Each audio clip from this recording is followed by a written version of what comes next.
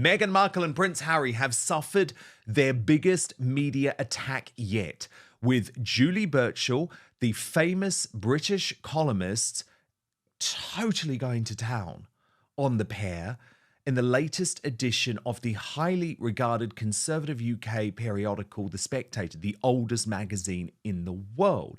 Now, Brittany from the Royal News Network joins me now. Brittany, before we go into this article, I think it's really important we set this up because Julie Burchill is a really interesting character when it comes to Meghan Markle. She wasn't one of these people who was always against Meghan. In fact, for years and years and years, she defended Meghan. I would argue she was actually defending the indefensible at times, but she has turned, which is such an interesting phenomenon, Brittany, that we're seeing with so many, not just major media figures and columnists, but actually publications, websites, magazines. Yeah, it's really true, especially when it comes to like recently, Newsweek has been sort of an interesting outlier because it used to be very pro Harry and Meghan. Jack Royston is sort of one of the main authors. Now he's sort of started tilting more against them, particularly when it comes to the African parks situation. There's another columnist from the Daily Mail who sort of switched sides and goes, okay, I've had enough. It was actually over the red dress that Meghan Markle wore in October that she initially wore a couple years ago. And that's, I think, one of the worst dresses ever constructed.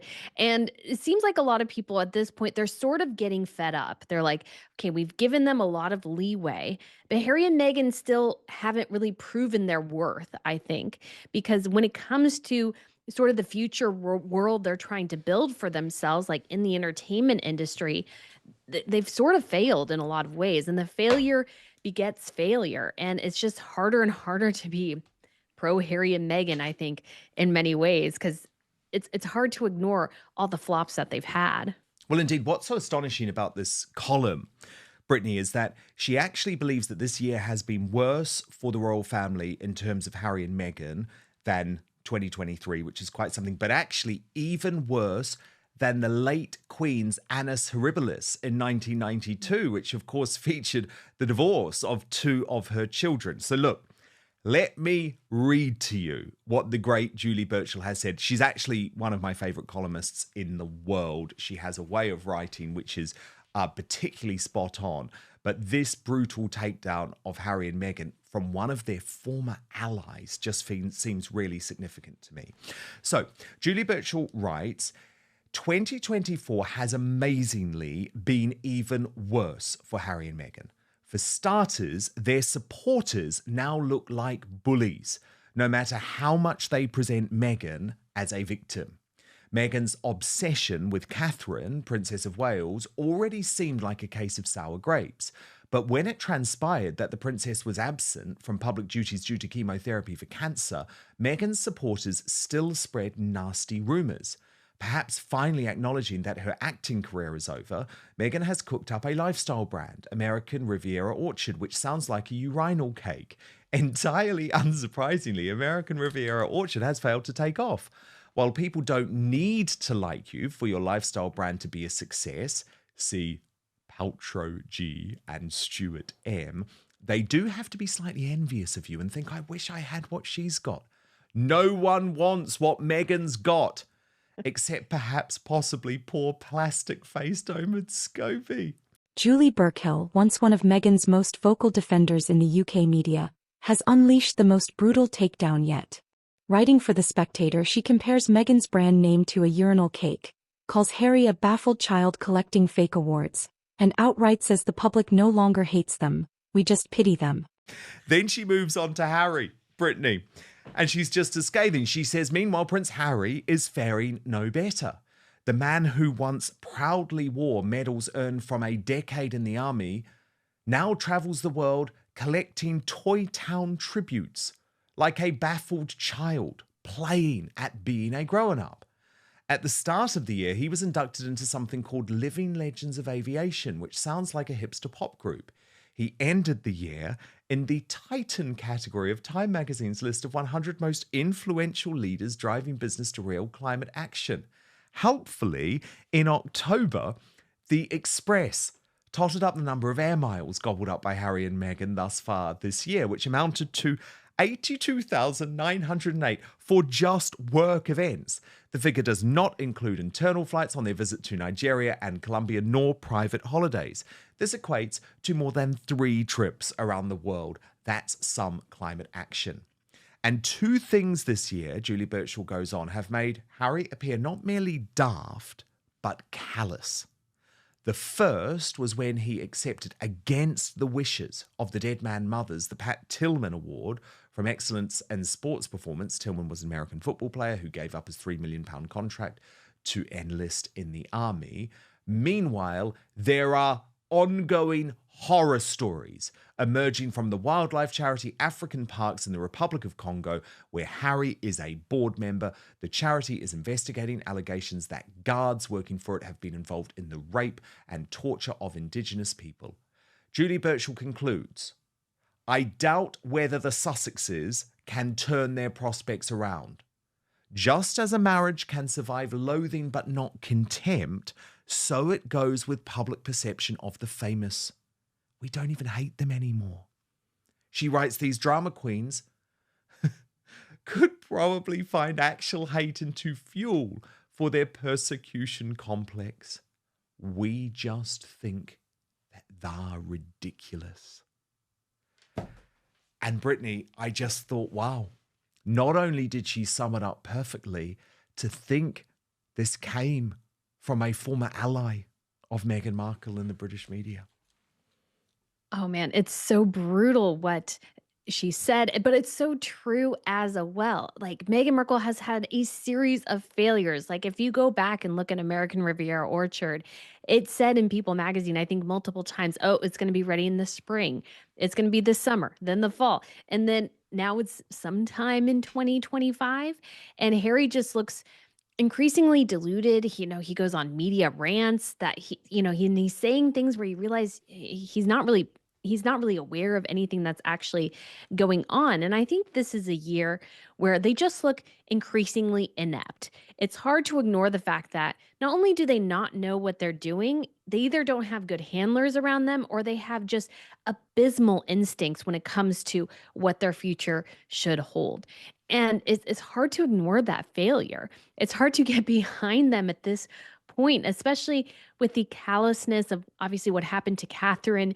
Meghan stands, you could say in many ways, the Sussex squad going after her so badly while she was recovering from surgery and then cancer.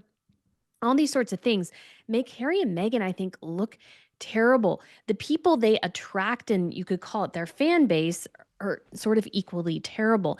And it's led to just this catastrophic, I think, collapse of their support over this year.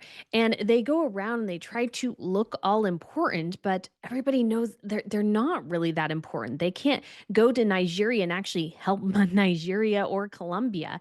They're just there on essentially a glorified vacation, sort of faking the life they claim to hate. And I think that hypocrisy is what really grates on people. They told us how terrible the monarchy is, how horrible it is to be a royal.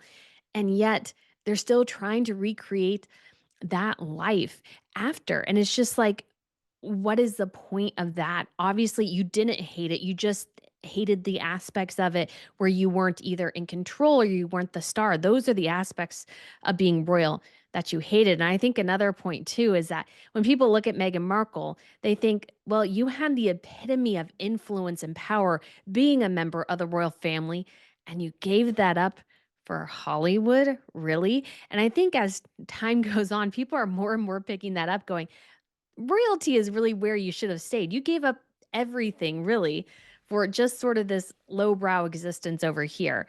And I think people have just a really hard time connecting to Harry and Meghan anymore, and their support seems to dwindle by the day. This wasn't just a hit piece. This was a literary assassination. And it came from someone who used to be on their side. Let's talk facts. American Riviera Orchard was promised in spring, then summer, then fall. Now it's pushed to 2025. Why? Because no one wants it. You can't fake authenticity. And as Julie writes, people envy Gwyneth or Martha. No one envies Meghan. Meghan sold her acting career for fame. She sold her marriage for influence. And now she's got nothing but a glorified Pinterest page.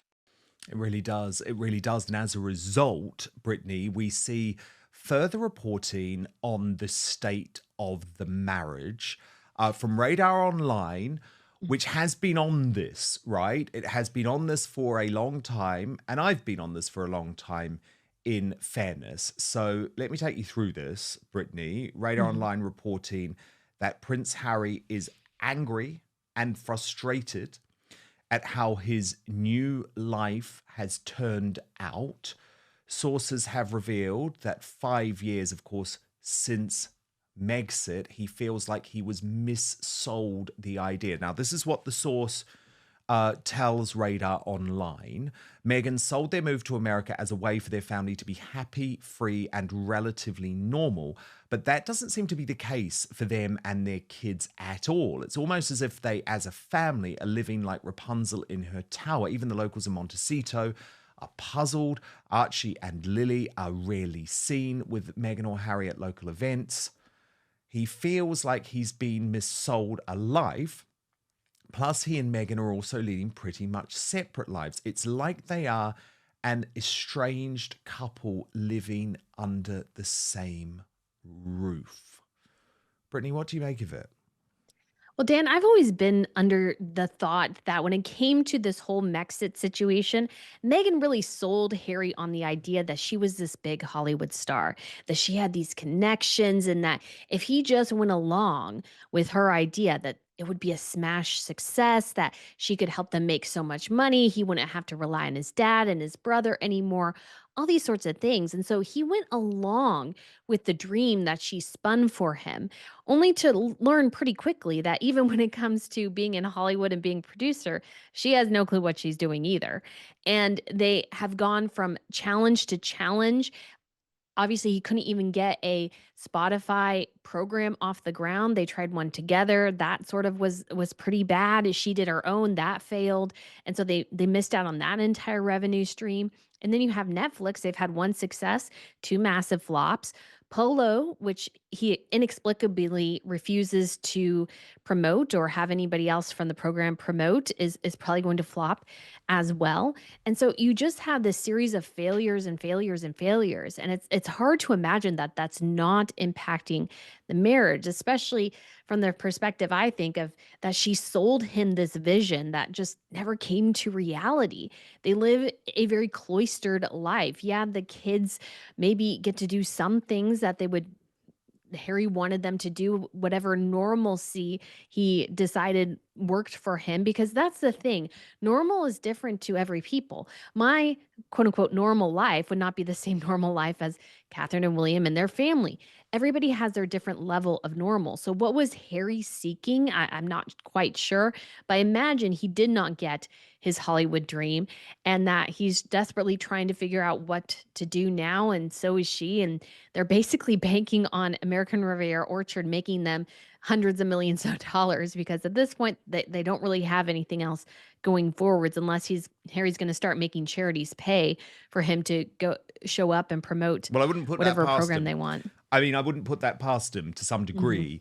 Yep. I'm sure he'll get his expenses covered, put it that way, in a David Mhm. Beckham style way. However, you are right. He seems to have effectively given up on working. I mean, which I just find so hilarious, given the whole reason he wanted to leave the royal family was so that he could work, was so that he could pursue commercial ventures. But as you say, he was sold a dream by Meghan, didn't realize actually that, you know what? As much as we might look down on Hollywood stars, and believe me, I very often do, right? Because they can be woke nightmares. But Americans work hard, Brittany. Americans work bloody hard. And most Americans who succeed in the entertainment industry have a good work ethic. Look at Tom Cruise, for example, a guy who, to this day, completes all of his own stunts. What the past 5 years has shown is that Meghan sold Harry a dream, which was that you're going to be able to make lots and lots of money just by being you, just by turning up as you. But that's how royal life works.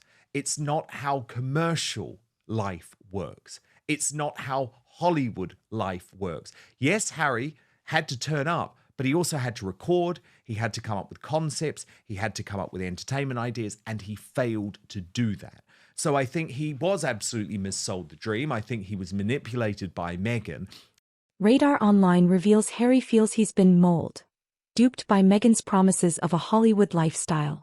He expected happiness and freedom. What he got was a 16-bathroom fortress and global humiliation. Britney calls it a Rapunzel Tower existence. This isn't just a failed brand. This is a failing marriage. And the cracks are now undeniable.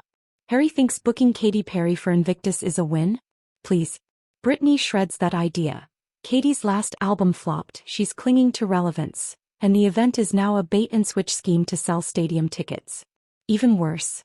Her partner, Orlando Bloom, voiced Harry in The Prince, an offensive cartoon mocking Prince George. And Harry's fine with that? Imagine the uproar if that was the Cambridges. The thing is, Brittany, though, if they hadn't been so selfish in terms of their lifestyle, the companies who they tricked into paying them so much money could have actually funded them for the rest of their lives. I find it astonishing that we're meant to feel sorry for a couple that have literally taken in hundreds of millions of dollars for failure. You know, called effing grifters by Spotify. They still had to pay the bill. No major hits for Netflix outside of their reality series trashing on the royal family. They still get all of the money, yet we're meant to feel sorry for them. Oh, and by the way, Harry's just taken £8 million from his great grandmother's estate. I mean, please, we should not feel sorry for these jokers at all. They didn't need to buy a house with 16 bathrooms, for example. They could have had a mansion in Montecito with 8 bathrooms. So I feel absolutely no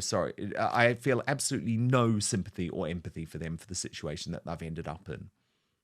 Me either, because the amount of money that they've had, the amount of content, like I think to myself, the amount of content I could have produced with the amount of money that they were given, it would have been a lot. It would have been, I have ideas going on endlessly, but Harry just wanted to coast. Meghan wanted to coast. And in America, we do respect a lot of hard work. We respect grit. We respect effort. And neither one of them put any of it in. And the failures that they've had are a complete reflection of their inability to not only just work, but work hard. And that is the reality that they're facing now, is increasingly dismal prospects for the future. And of course, the greatest indicator of failure will be if they have to give up that house at some point, because if they don't get all that money, they may not be able to set themselves up for the rest of their lives. And they'll have to downsize eventually, maybe. Very true. Brittany, Harry's scored a bit of a coup in his head by signing Katy Perry to perform at the Invictus Games. But you disagree. You disagree with this, Brittany. You say an organization past its prime, paying for talent past its prime. Katy Perry isn't the get it used to be. Her last album was an absolute bomb, and it's been embarrassing to see her desperately clinging to relevance in the music industry. So you're not impressed by the fact that he's secured Katy Perry for the Invictus Games? Not really, to be quite honest. And it's been interesting to see, because obviously Katy Perry played for the coronation as well. But between the coronation and now, she had an album that she released that was a huge bomb. Now, I'm not a big Katy Perry fan. I don't follow her too closely, but I remember just watching that. And what I noticed as well, when it came to red carpet appearances, they got increasingly risque from her. And I always feel like when it comes to women in the entertainment industry, sometimes, not all the time, is that the riskier they get with their outfits in terms of how risque they are, that means they're desperately trying to get attention on them, and that's the only way they think they can do it. And I think Katy Perry is a little bit of a reflection of that.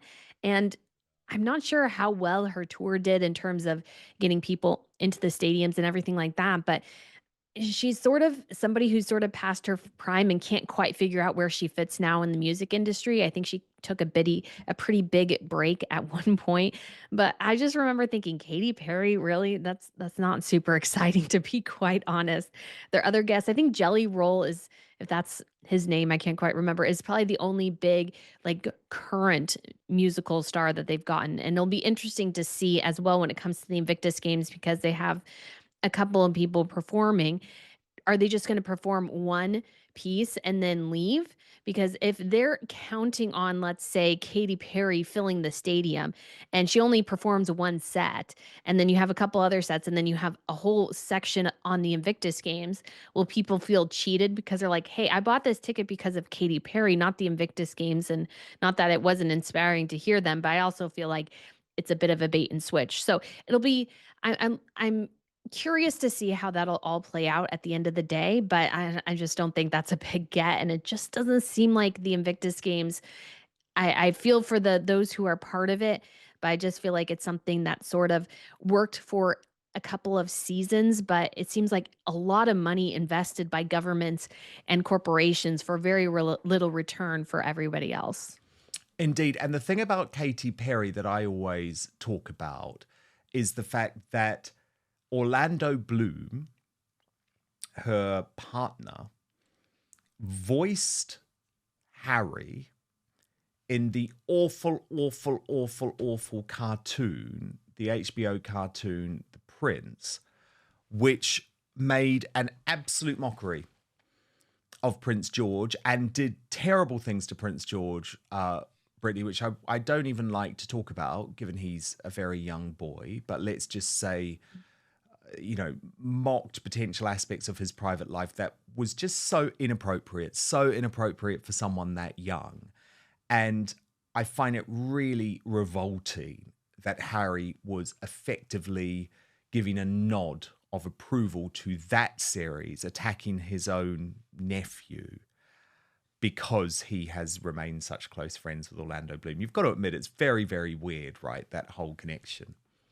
It is very odd, and I had to end up watching, I think it was called The Prince. I didn't end up watching that. Glad I didn't. I did enjoy the Windsors, though, the satire from the UK about the royal family. That's a bit of a hoot. But it just seems very strange, that connection. And Katy Perry seems like a little bit of an odd choice. Maybe they're hoping she can rouse the troops or what have you, but I just don't think the Invictus Games is going to be a big success like it used to be. Spotify called them "fucking grifters" for a reason. Hundreds of millions wasted. Failed Spotify shows. Netflix flops. Only success. A royal-bashing docuseries. Dan says it best, we're supposed to feel sorry for them? After they blew fortune after fortune? No one respects a couple who took everything and gave nothing. Julie Burchill ends her column with a killer blow. We don't even hate them anymore. We just think they're ridiculous. That's when you know the public has moved on. Not angry. Not outraged. Just done. And contempt is all that remains. Meghan Markle once had the world's sympathy. Now she has Julie Burchill calling her a walking urinal cake brand and Harry trapped in a delusion. They had it all. And they gave it all up, for this. If you're as stunned by their downfall as we are, then hit that like button, subscribe and comment below.